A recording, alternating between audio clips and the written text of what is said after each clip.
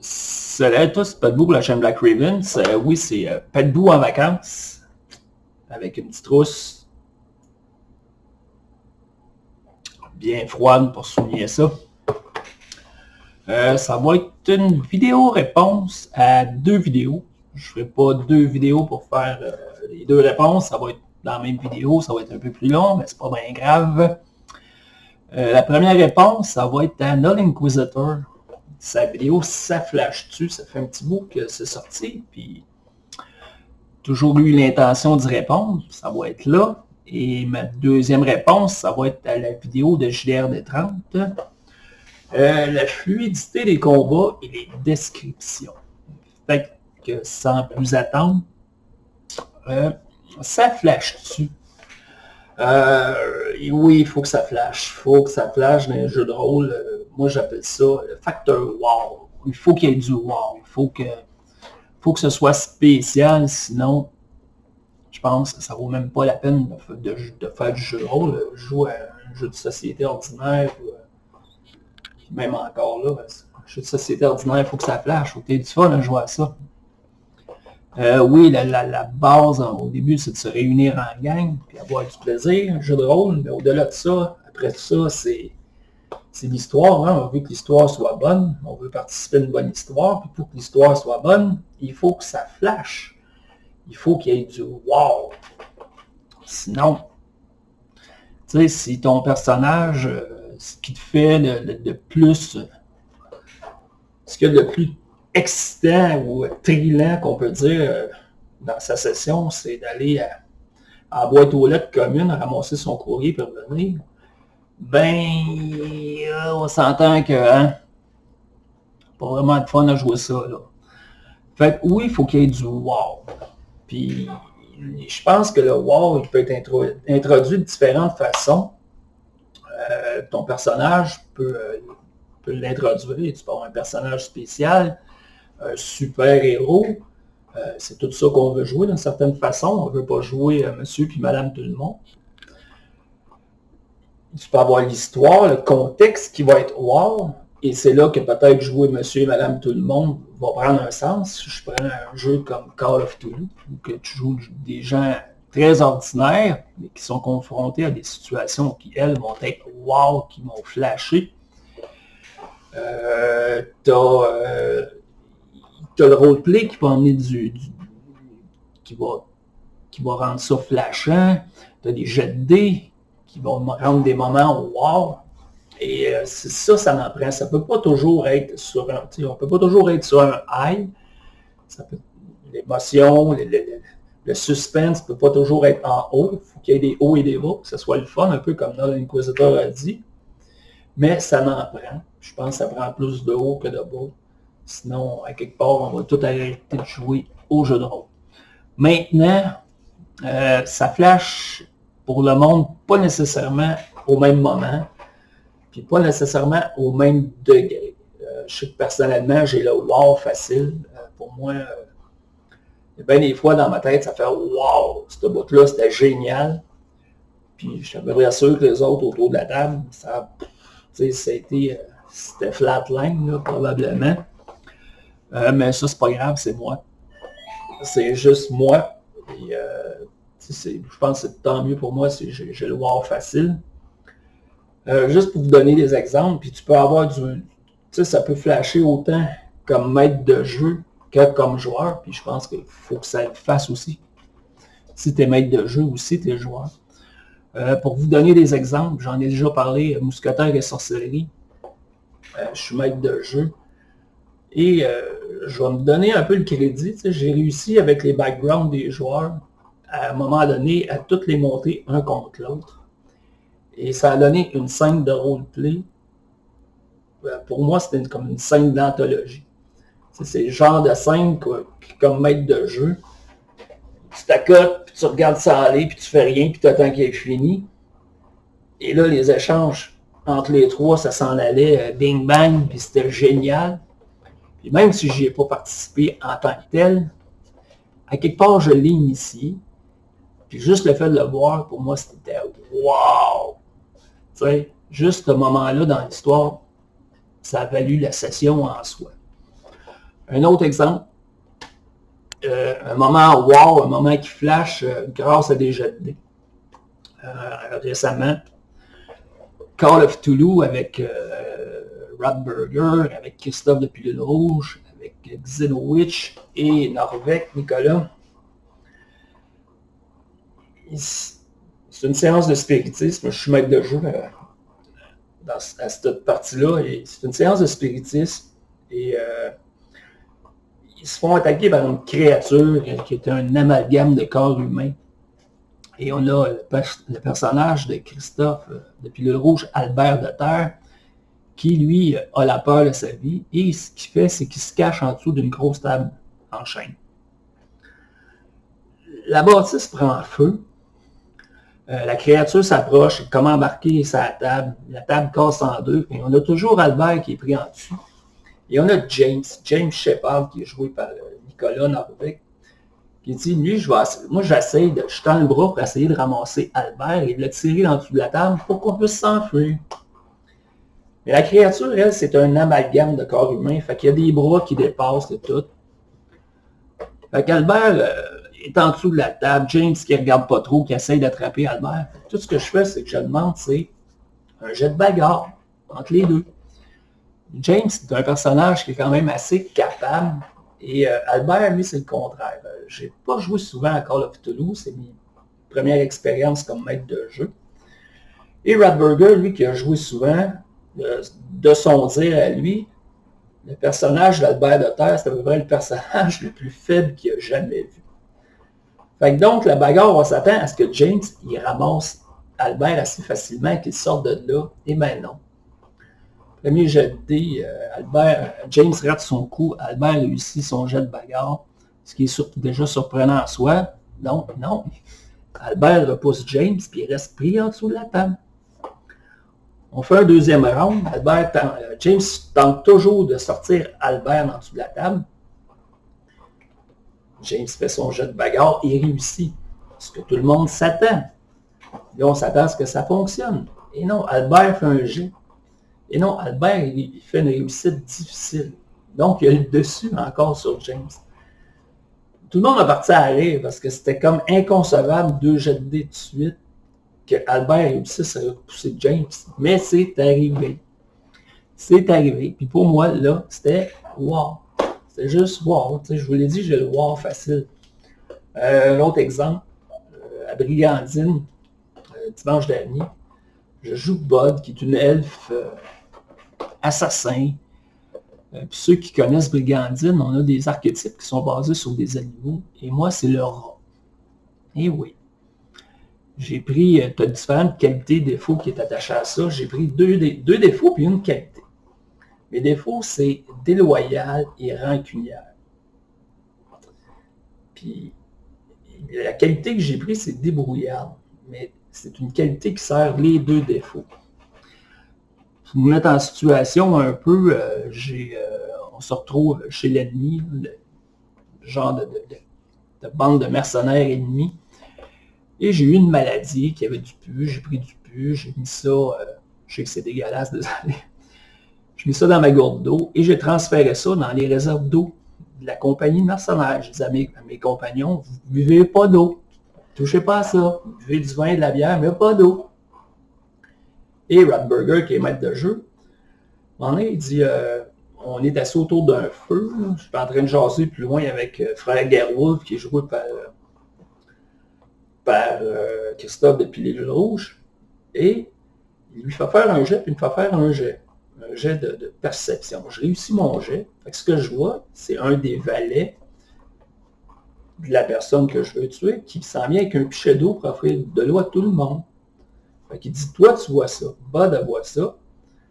Et il y a Wilbur, qui est joué par mon oncle Marc, plus loin, qui voit que moi, je vois que le gars, il s'en vient avec ses pichets d'eau.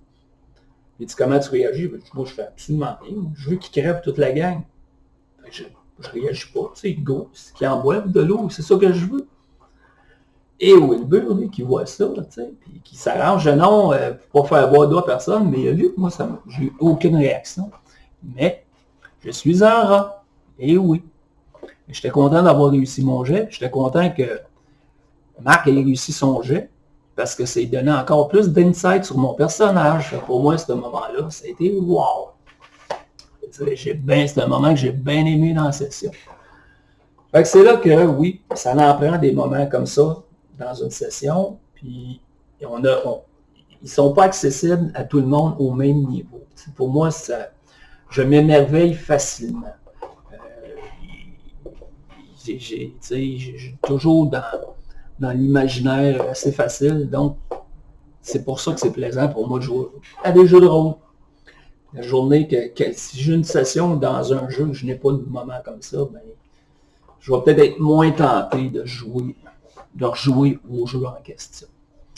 Fait que voilà, c'était ma réponse pour la première question, ça flash-tu? Maintenant, deuxième question. Demandez 2 secondes.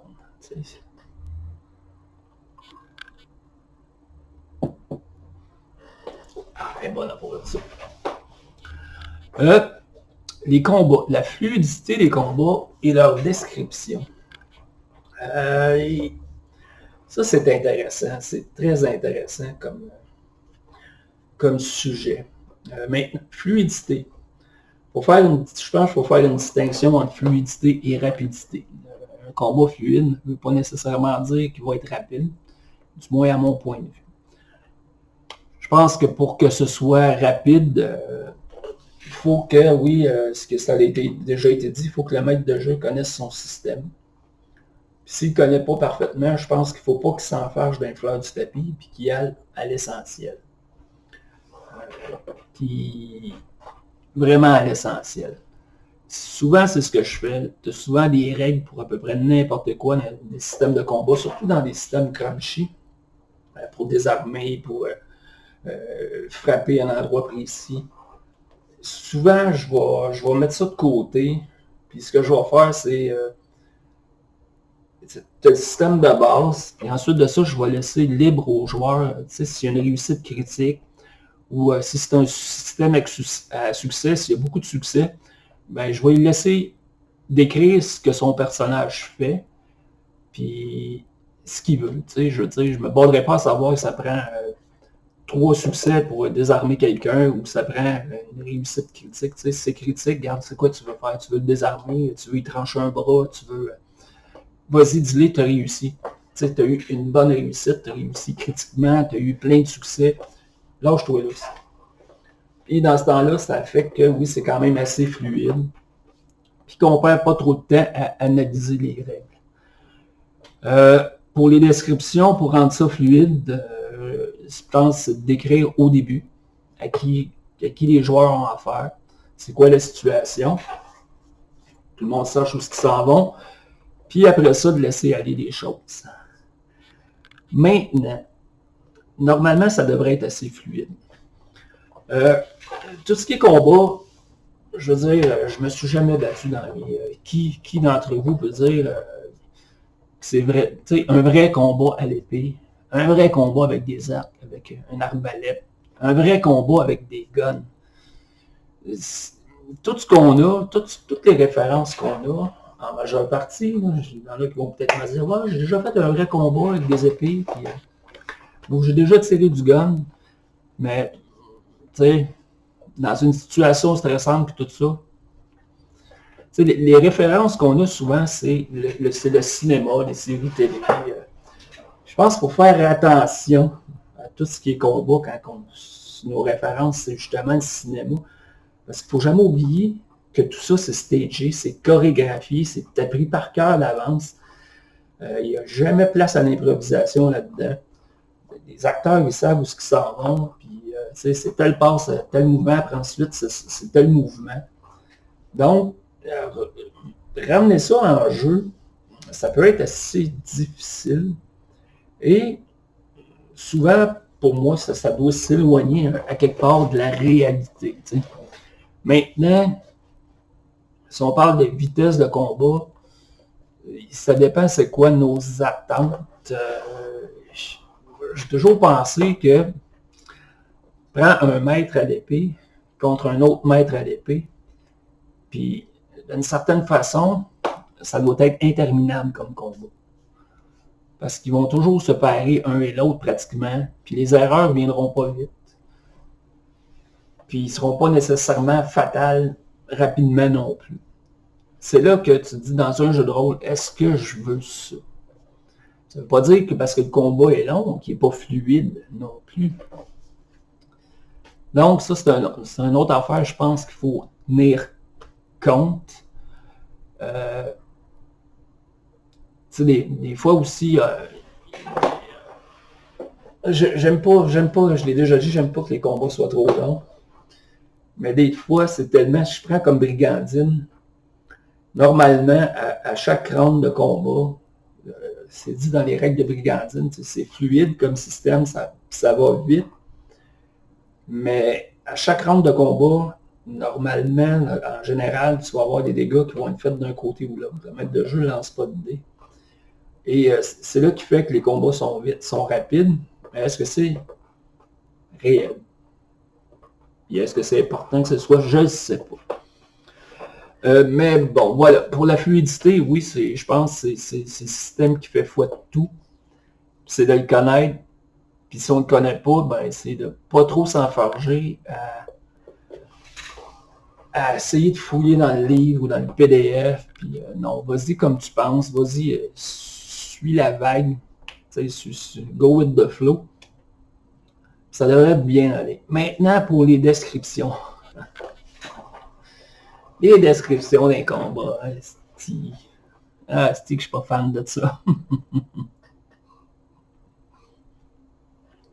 Je pense que tu peux avoir deux sortes de descriptions dans un combat.